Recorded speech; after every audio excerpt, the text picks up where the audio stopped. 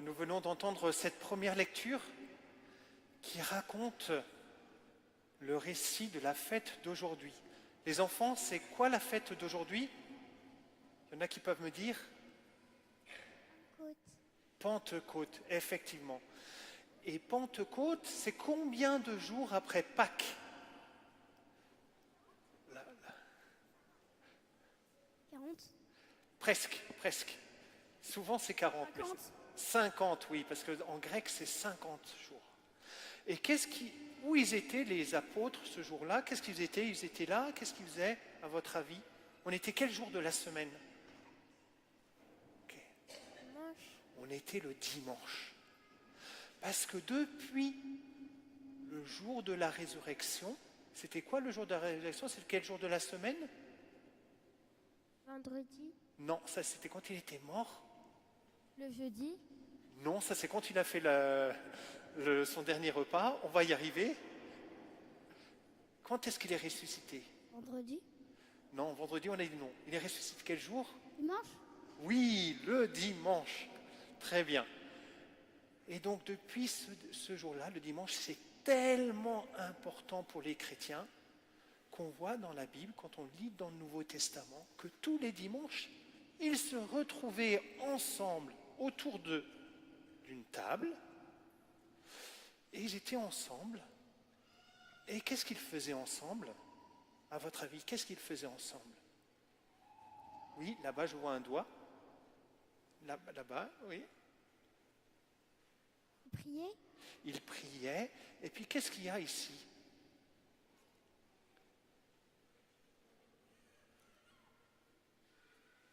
Le corps du Christ. Oui, alors il y avait d'abord le pain et le vin. Ils mangeaient ensemble. Et ça, c'était très important. Ils se retrouvaient tous les dimanches ensemble. Ensemble, et là, ils se laissaient nourrir et ils refaisaient les gestes que Jésus avait faits, qui étaient très importants, où ils se donnaient et se nourrissaient. Et donc là, ça faisait déjà 7 dimanches d'affilée qu'ils faisaient ça, et on est le jour de Pentecôte. Et qu'est-ce qui se passe ce jour-là? Qu'est-ce qui s'est passé dans la première lecture? Ce jour-là, qu'est-ce qu'on a entendu comme bruit? Oui. Un miracle. Oui. On a entendu? Oui, à gauche, là, il y a des mains qui se lèvent. Du vent. Oui, du vent. Ils ont entendu comme l'Esprit qui venait. En fait, l'Esprit Saint, il vient dans ce temps où ils sont tous réunis pour les renouveler leur vie et aussi les mettre plus ensemble. Et après, ils ont continué tous les dimanches, les chrétiens, tous les dimanches, ils se retrouvaient pour partager et dans ce moment-là, ils reçoivent l'Esprit Saint. Et maintenant, ça fait beaucoup de dimanches, depuis 2000 ans, beaucoup de dimanches où on se retrouve, les chrétiens, autour de la table et pour partager ce pain et recevoir l'Esprit Saint. Vous écouterez tout à l'heure quand il y aura la prière eucharistique, on demande plusieurs fois à l'Esprit Saint de venir. Et cet Esprit Saint, qu'est-ce qu'il fait? Alors il y a un père de l'Église, donc quelqu'un il y a très longtemps, Saint Irénée, qui disait, mais pour faire du pain, comment on fait? Vous avez vu comment on fait les hosties, par exemple? On a besoin de quoi? On a besoin de farine. Farine.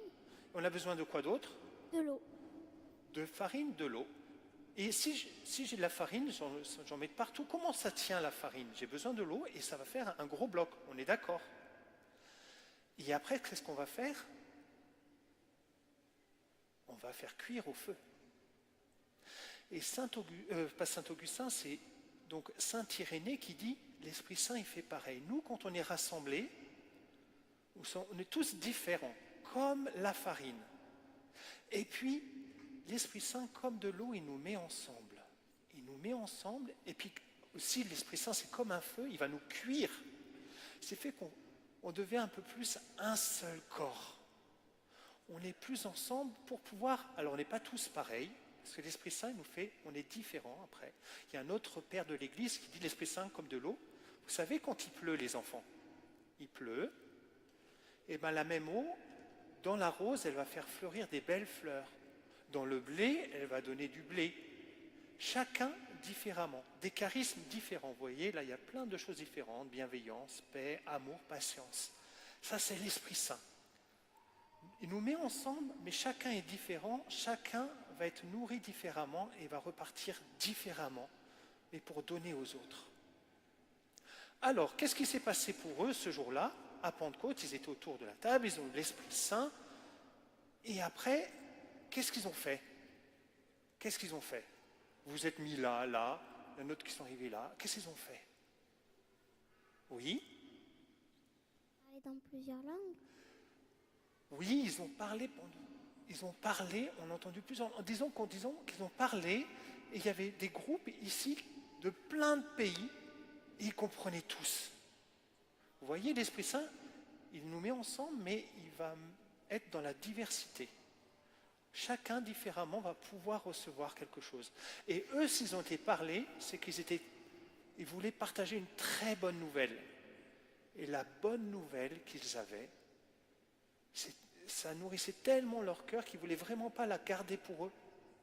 Et quand on vit sa foi, quand on vit vraiment sa foi, ça nous remplit le cœur. Ça nous donne tellement de joie qu'on veut le dire autour. Et l'Esprit Saint, il nous sert à ça. Donc maintenant, aujourd'hui, vous allez faire votre première communion. Et dans cette première communion, vous allez recevoir le corps du Christ.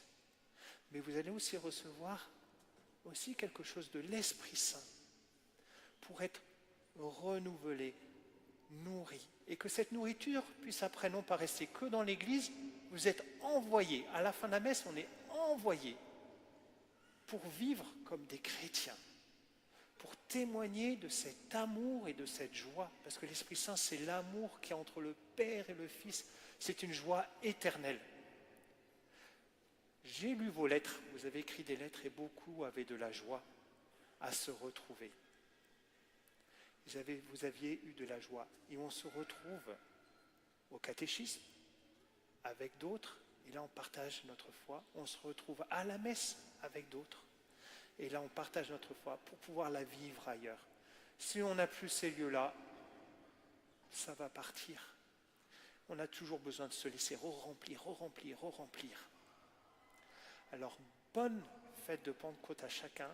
Chacun d'entre nous, nous allons demander cet esprit pour chacun d'entre nous, pour arriver avec nos situations.